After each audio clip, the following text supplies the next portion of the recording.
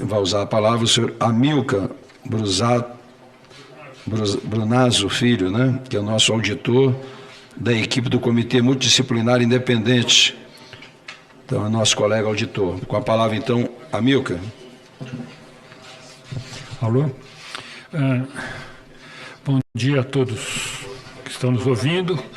Gostaria de, em primeiro lugar, agradecer aos senadores Alci e Lucas por mais essa oportunidade de nós podermos apresentar nosso ponto de vista baseado na experiência de fiscalização do processo eleitoral de mais de 20 anos, sobre o processo eletrônico de votação brasileiro, a transparência ou falta de transparência, a auditabilidade, esses pontos todos.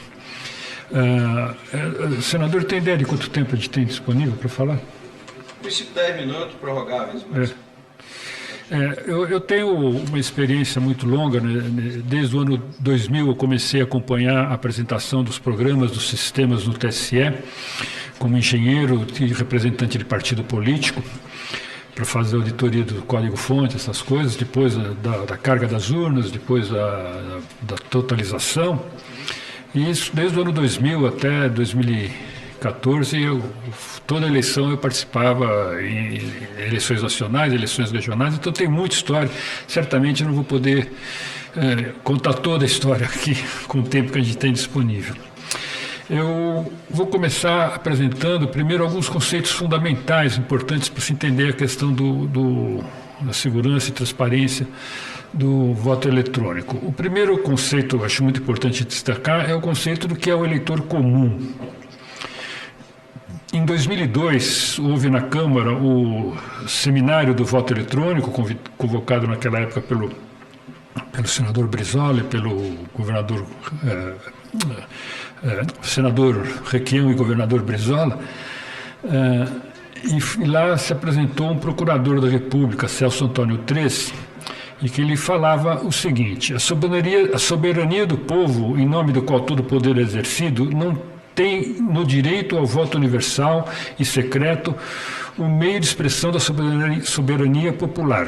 Tal direito carece de amplo exercício de fiscalização para sua completa efetivação.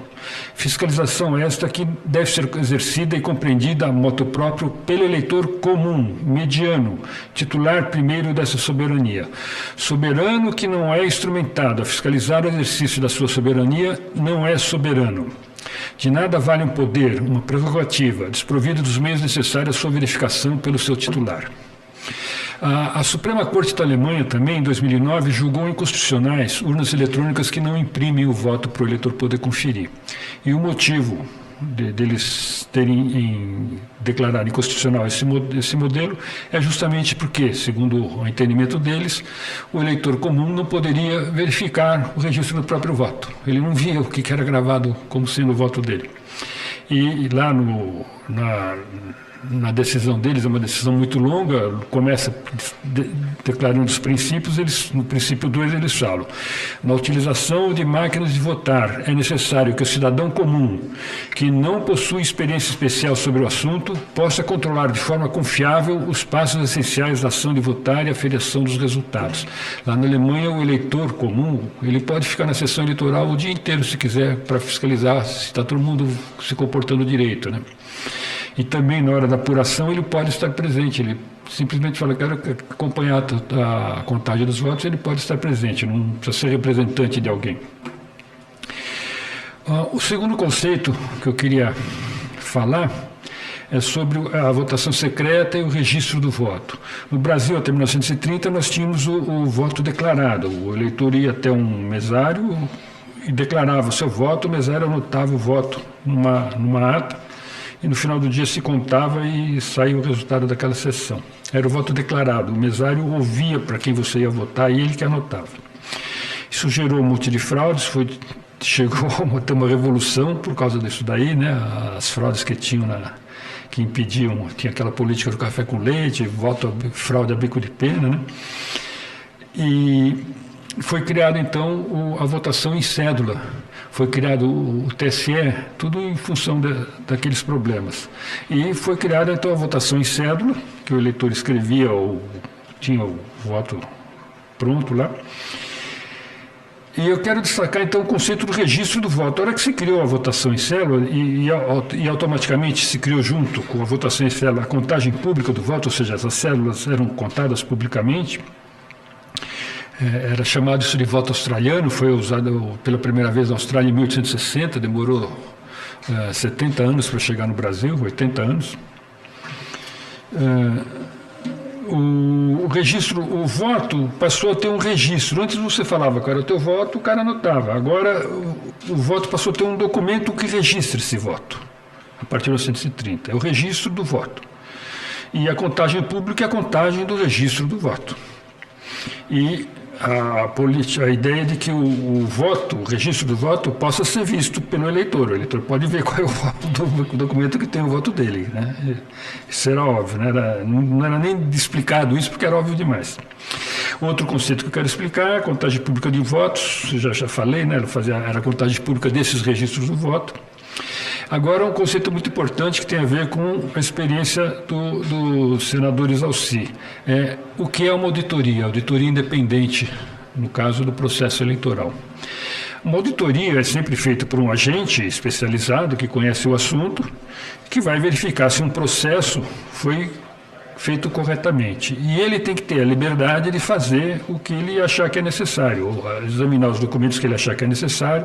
Normalmente a auditoria é sobre processos, não sobre pessoas, mas sempre tem uma pessoa responsável pelo processo que está sendo auditada. Então essa pessoa acaba sendo ela também auditada, mas a auditoria é sempre sobre um processo, né?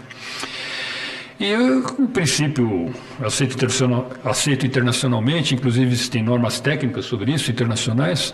A auditoria tem que ser independente. O auditor tem que decidir o que tem que ser feito.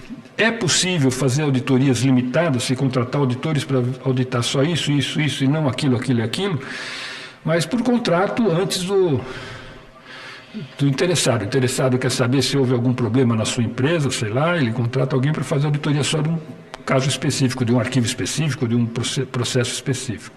Mas, normalmente, a auditoria, em geral, tem que ser feita com liberdade do auditor, ele que decide.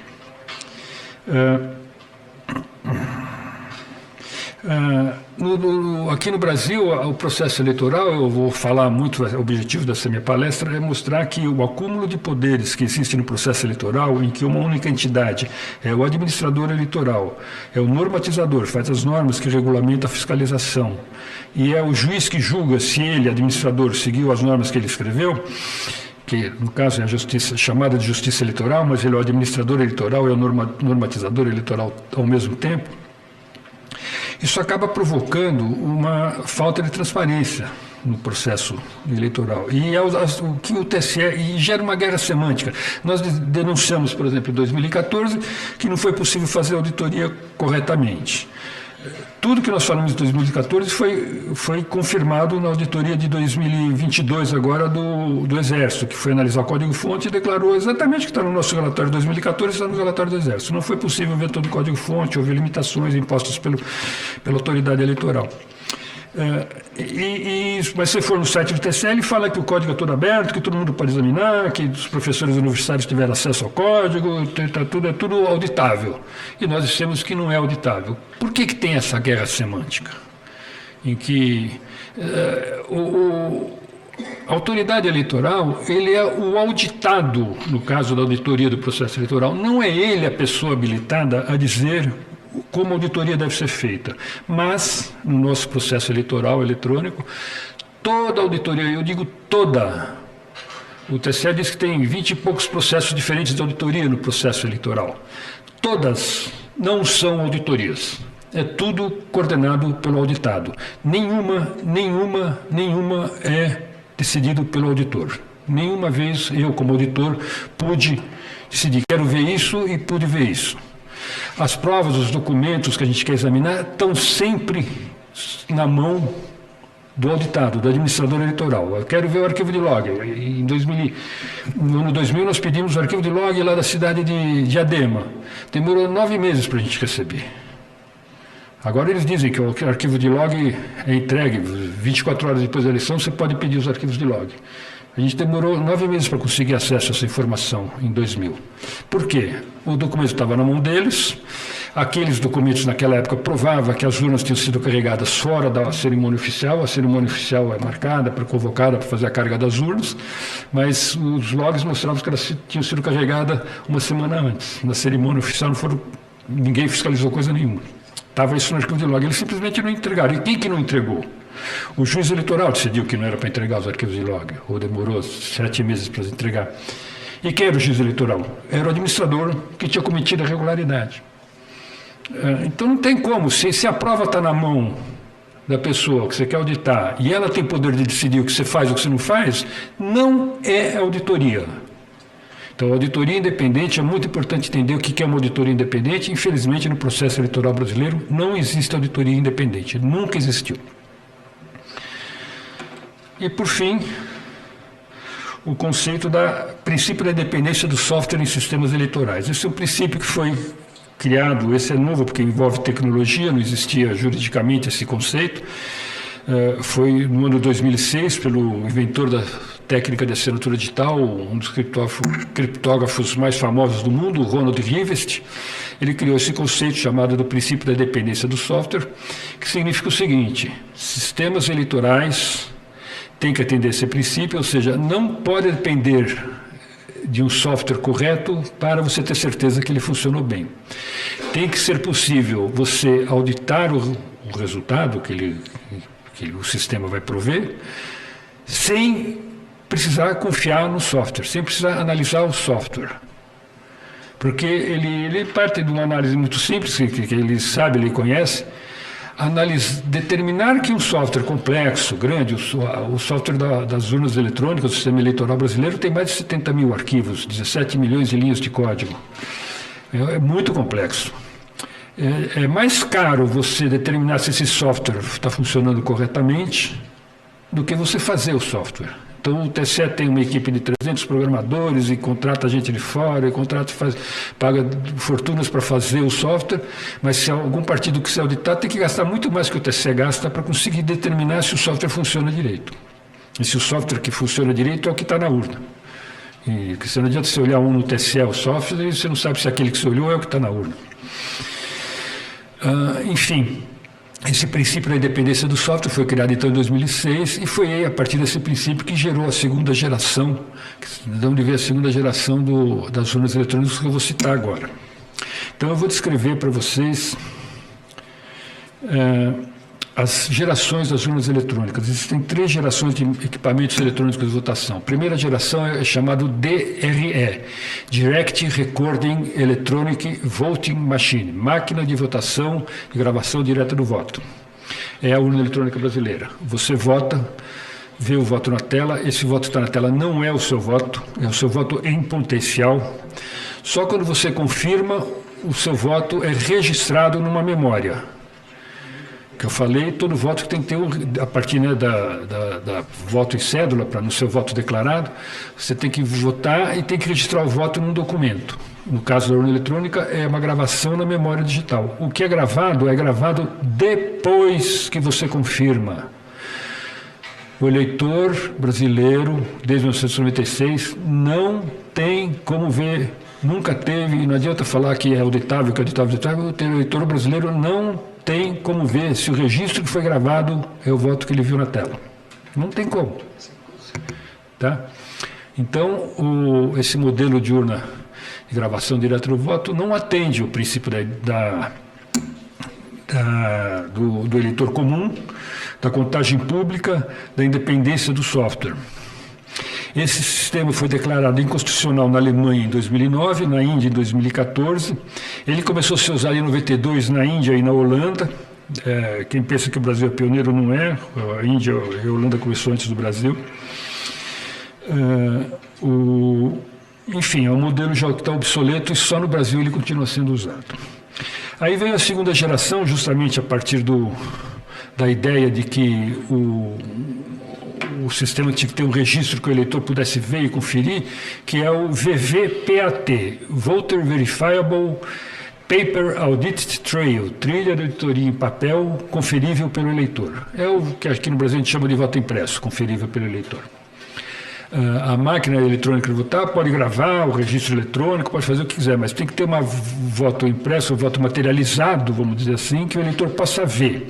A diferença do voto impresso, que o eleitor vê e depois confirma para ele ser guardado, do registro digital do voto, que é aquilo que é gravado, a diferença lógica é: o voto digital é gravado depois que o eleitor confirma. O voto impresso, ele é impresso, ou seja, gravado, registrado no papel, antes do eleitor confirmar. O eleitor vê o que foi registrado, o eleitor vê o registro do voto e confirma. No voto eletrônico, não. Você não vê o registro do voto, você vê o voto em potencial na tela, confirma, aí ele é gravado. E é aquele arquivo que foi gravado que é usado para fazer a apuração, contagem dos votos. O eleitor não vê o que foi gravado. Então, essa é a grande diferença da primeira e da segunda geração. A segunda geração atende os conceitos de eleitor comum. O eleitor comum pode entender o porquê que o voto dele está lá e que tem aquele que é o valor do voto dele. Atende o princípio da votação secreta, atende a possibilidade de fazer contagem pública, voto a voto, e atende o princípio da independência do software. Ou seja, não preciso saber se o software é honesto ou não, eu posso fazer auditoria independente do software que está no equipamento. Aí veio a terceira geração, em 2006, foi o mesmo Ronald Rivest que propôs, que é chamado E2E, ou E2E. É verificação de fim a fim, end-to-end. Significa que o processo de registro, de votação, registro do voto, apuração e totalização pode ser verificável, tem verificabilidade de ponta a ponta, em todas as etapas. O único problema desse conceito é um conceito que envolve umas criptografias muito complexas, homomórficas, bidirecionais e parciais, são conceitos bastante complexos. É que a verificabilidade que ele dá, ele realmente dá a verificabilidade de ponta a ponta, desde o registro do voto até a votação. Só que essa verificabilidade é a verificabilidade no conceito científico. A moderna ciência, né, desde Descartes, criou o método científico que diz que qualquer tese, qualquer teoria tem que ser verificável, ou seja, você tem que descrever ela e algum outro cientista vai lá, examina e faz as experiências, repete para verificar se é verdade ou não aquilo que gera aquela teoria. Isso é a verificabilidade do método científico. Mas essa verificabilidade é só verificável por quem conhece o sistema, quer dizer, entende do assunto. Alguém vai fazer a verificação de uma teoria da mecânica quântica, ele tem que entender de mecânica quântica. O eleitor comum não consegue verificar uma teoria de mecânica quântica, né? Ou o desvio para o vermelho que gera a teoria do Big Bang e tudo. O eleitor comum não consegue discutir isso. Então, a verificabilidade, no conceito científico, é verificabilidade por quem é especialista.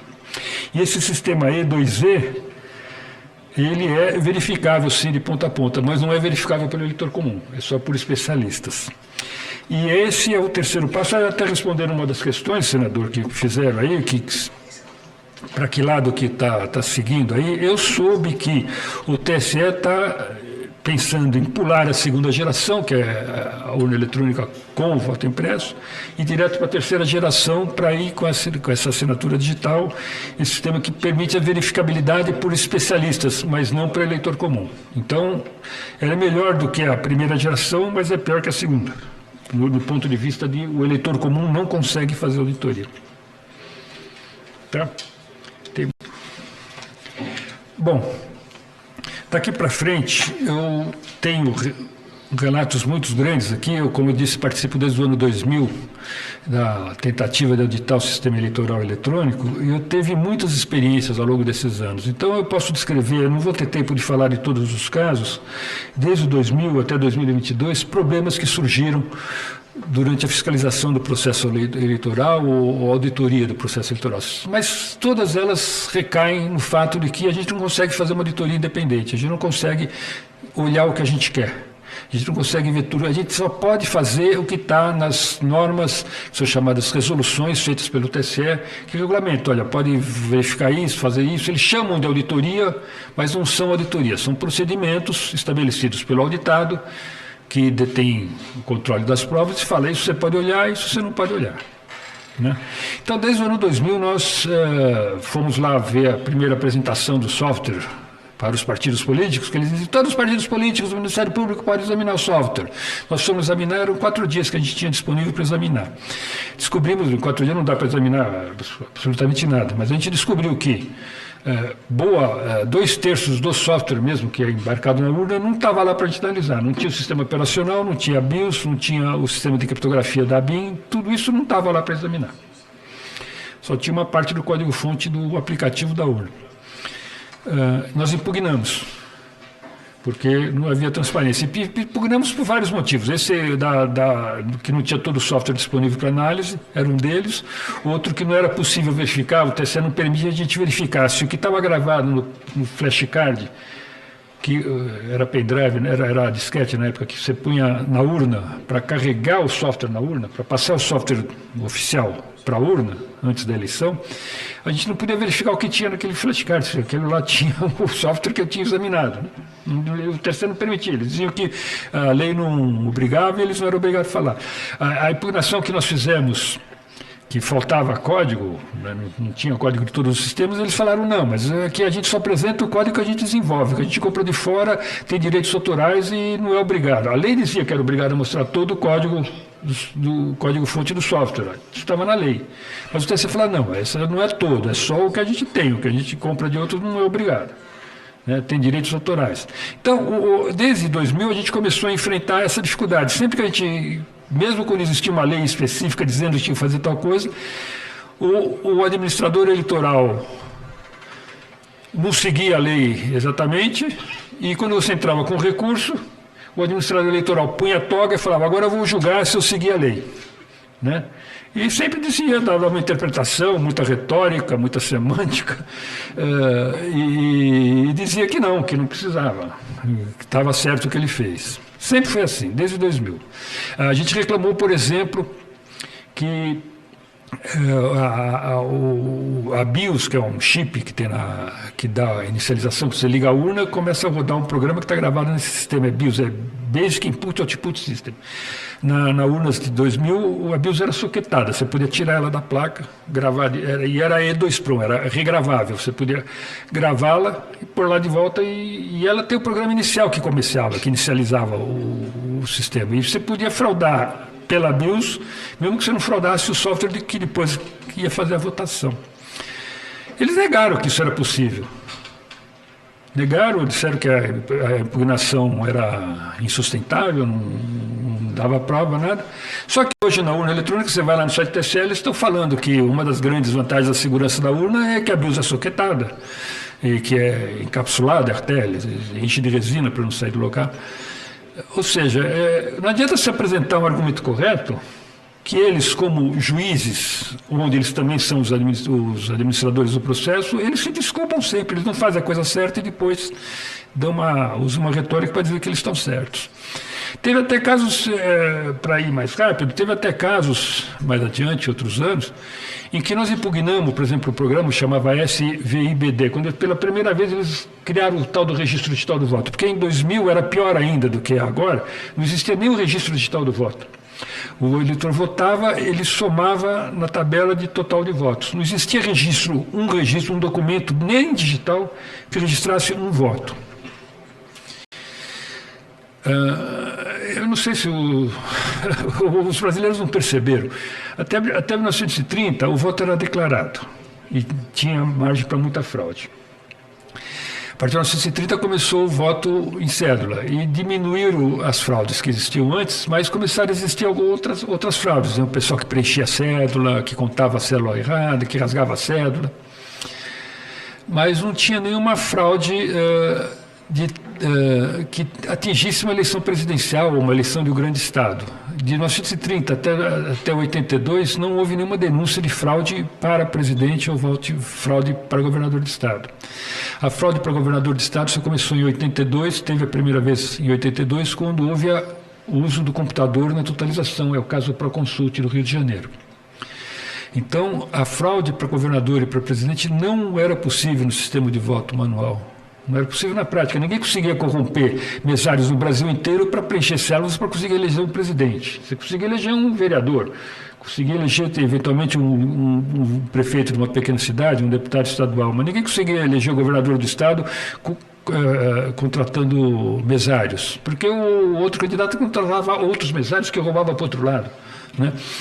Então, não era possível ter a fraude generalizada. Isso só foi possível com a introdução do computador. E, o mais importante, o voto voltou a ser declarado. A partir de 96, quando veio a urna eletrônica, o brasileiro vai na máquina de votar, declara seu voto à máquina, ela diz, muito obrigado, pode ir embora, registrei, que era o que dizia o mesário quando você votava lá antes de 1930.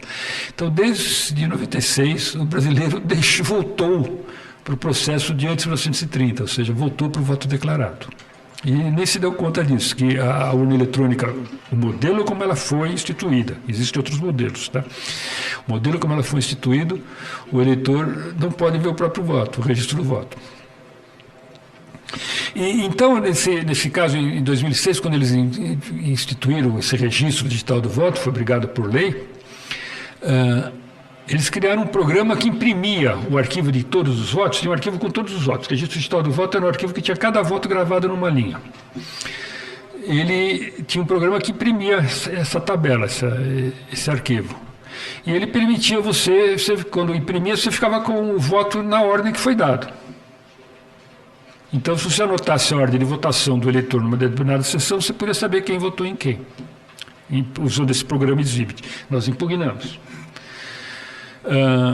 A impugnação, eu tenho documento, acho que eu não vou apresentar todos esses documentos, mas está tudo documentado, gente. Eu tenho tudo, as decisões oficiais, as nossas impugnações, as decisões oficiais negando as nossas impugnações, dizendo que não era possível, que nada disso era possível, que era coisa, e foi indeferida a impugnação. Só que era tão óbvio que aquele programa permitia a violação do voto, que eles tiraram.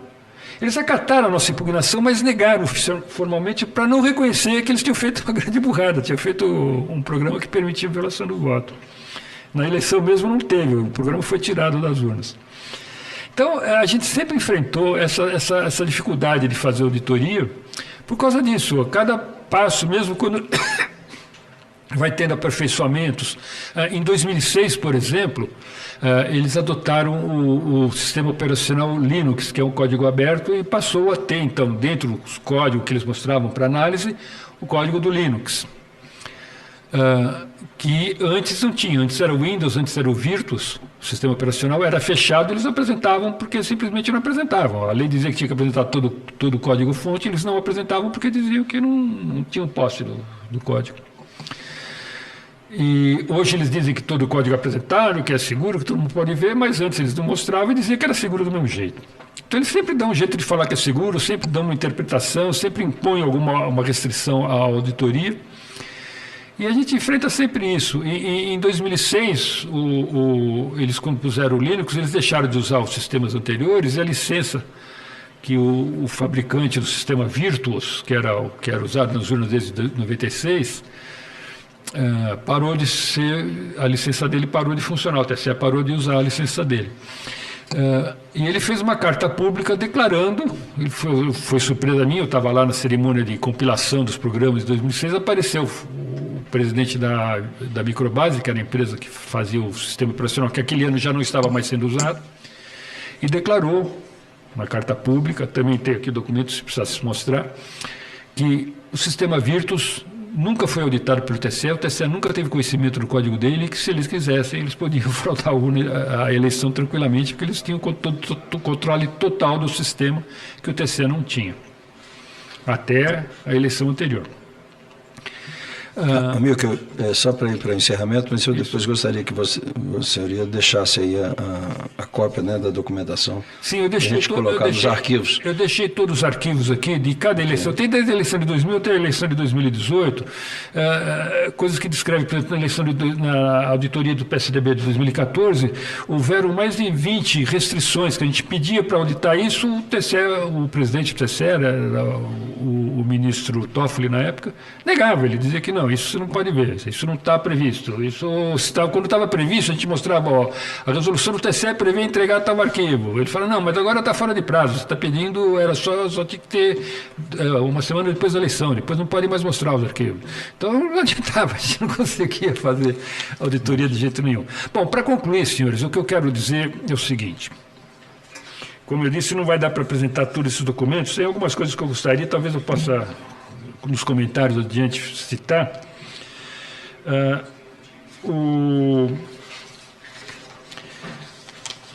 a conclusão que eu cheguei depois de todos esses anos é que o acúmulo de poderes eleitorais nas mãos do STF e do TSE que está determinado no parágrafo único do artigo 1º do Código Eleitoral, que é uma lei comum, que foi recepcionada como lei complementar pelo TSE, tem sido, principalmente depois das urnas eletrônicas em 96, a causa dos abusos que resultam na perseguição jurídico-política, que é a perseguição que começou a ocorrer muito agora nos últimos anos. No começo não era tanto perseguição jurídico-política, era mais falta de transparência. E na total falta de transparência do sistema eleitoral eletrônico brasileiro, que usa equipamento obsoleto, DRE de primeira geração, não atende ao princípio da publicidade, veio a decisão da corte alemã. O eleitor comum não tem como ver o registro do seu próprio voto. Não tem como ver. Não adianta discutir que o sistema é auditável. O eleitor não tem como ver se o documento que registrou o voto dele tem o voto dele, porque o registro é criado depois que o eleitor confirma. O eleitor não vê o que foi gravado. Não há contagem pública de votos, apesar de ser especificada na lei. E não atende o princípio da independência do software, ou seja, se o software for desonesto, ele pode fraudar a eleição. E a conclusão final é a seguinte: não adianta se criar leis para afirmar ou reafirmar todos esses pontos necessários, né? Transparência, contagem pública, publicidade. Não adianta fazer leis para afirmar ou reafirmar todos esses princípios enquanto não se acabar com o acúmulo de poderes eleitorais nas mãos de ministros não eleitos do STF e TSE, porque eles, com a retórica deles, eles conseguem sempre contornar qualquer defeito que você mostra. Até eu citei, poderia apresentar os documentos lá daquela auditoria que teve em 2018 no TRE em São Paulo, e que a urna deu defeito. Apresentou um filme mostrando que a urna deu defeito, o eleitor apertava 1, aparecia 13, apertava 1, aparecia 13. Eles negaram, disseram que esse vídeo era falso, o vídeo não era falso. Levaram a urna para fazer a auditoria dentro do TRE, chegou dentro do TRE, foram fazer o teste, estava lá o defeito, apertava, dava o defeito. Tem o vídeo do teste, né, que o TSE fez, que o TSE estava fazendo o teste, era eles que estavam fazendo o teste, a gente estava só filmando, mostrando que aparecia o defeito lá. O que eles decidiram? Não foi verificar se aquele defeito provocou desvio de voto ou não. O que eles decidiram foi: tira essa urna e põe outra para ser auditada. No final fizeram auditoria com a urna que não era que dava com defeito, com o software que não era que estava na urna, e concluíram que não tinha problema nenhum. E todos os vídeos que a gente tinha produzido dos defeitos da urna durante a eleição, dos defeitos da urna durante o teste que eu coloquei no meu site, todos desapareceram. Tem só o vídeo do TSE declarando que tudo que a gente falou era falso. Eu não fui avisado de nada, o YouTube simplesmente tirou todos os vídeos que eu coloquei e está lá a declaração do TSE dizendo que eram informações falsas. Então, enquanto o poder, o administrador eleitoral tiver o poder de ministro da Suprema Corte com os superpoderes que tem atualmente, não tem jeito, gente. Vocês não vão conseguir auditar o processo eleitoral nunca. Muito obrigado, senador. Agradeço e... à medida do... Eu gostaria de agradecer mais uma vez ao senador Exalci. É a terceira vez que o senhor me convoca. Eu tenho a honra de ser convocado pelo senhor para uma apresentação, um debate, uma audiência pública sobre a transparência, o processo eleitoral. Mais de 20 anos milito, tenho essa luta, e agradeço essa oportunidade de a gente poder voltar a apresentar. Eu gostaria de fazer uma rápida observação ao Carlos Rocha, que não pude falar antes. No relatório que ele fez no ano passado, que ele encontrou aquela falha no arquivo de log, que as urnas novas registravam corretamente o campo do registro, a identidade da urna, e nas urnas velhas não. Eu tive oportunidade já naquele momento de procurar os professores das universidades da Unicamp, da USP e da Federal de Pernambuco, que receberam no TSE pela primeira vez no ano passado o código-fonte para eles analisarem dos programas das urnas. E quando o Carlos Rocha denunciou que umas urnas funcionavam direito, outros registravam aquele campo errado, eu perguntei para os professores se eles sabiam o que é que estava provocando esse erro, se era fraude ou era erro, o que era, onde que estava no software. Bom, passou um ano e eles não me responderam ainda. Quer dizer, não adianta nada mostrar o código-fonte, mesmo para gente capacitada, professores universitários, eles não conseguem nem achar de tão complexo que é o sistema. Qual é o problema? Eles não conseguiram responder até agora para mim. Então, o Carlos, fica sabendo, não conseguiram descobrir o que causou, qual é o erro do software, qual é a falha que teve. E queria lamentar aqui que do representante da Anatel, que saiu, porque eu gostaria de fazer umas questões a ele, né? Eu falei na minha fala que tive censurada a matéria que coloquei na internet, e ele falou com orgulho aqui como ele atendeu, com a Anatel, atendeu os pedidos da Justiça Eleitoral e cortou, né, todas as manifestações contrárias. Eu queria aproveitar então a ideia do Adriel, que chamou o TCE de ATCE, mas esse A seria de administração. Em vez de chamar de Tribunal Superior Eleitoral, eu ia chamar de Administração Superior Eleitoral. Se o representante da Anatel ficaria orgulhoso de falar, olha, eu cortei todas as publicações que o administrador eleitoral mandou eu cortar, né? Eu fiquei muito chateado com essa posição da Anatel. Se ele acha natural que o administrador tenha poder de mandar a Anatel cortar tudo que é publicação que eles não gostem, né? Inclusive vídeos feitos na frente deles. Vídeo mostrando que eles encontraram defeito no problema, né? E depois negar. Bom, deve ter um backup disso, né? Eu tenho, mas o que eu coloquei na internet sumiu. Bom, agradeço a todos então as oportunidades, os colegas que participaram, o Pedro, o Felipe, o Adriel, o Carlos Rocha, e estaria à disposição de novas oportunidades de apresentar esclarecimentos. Obrigado a todos. Obrigado, Toramil. Eu até, aproveitando a oportunidade, né, na CPMI eu vi o hacker falando aqui, acho que ele traduziu bem essa questão do código-fonte, né? Ele disse que é mais ou menos como você fazer um bolo, né? Você vai botando os ingredientes todos, mas alguém pode botar um veneno no meio do bolo, né? E que naquela época, até 2018, apenas uma pessoa tinha o domínio, né, dessa... Foi dito pelo hacker na CPMI, não foi o que estou dizendo aqui, né? Estou repetindo o que ele disse. E que agora tem um pouco mais de um, não é somente um, né? Tem mais alguns.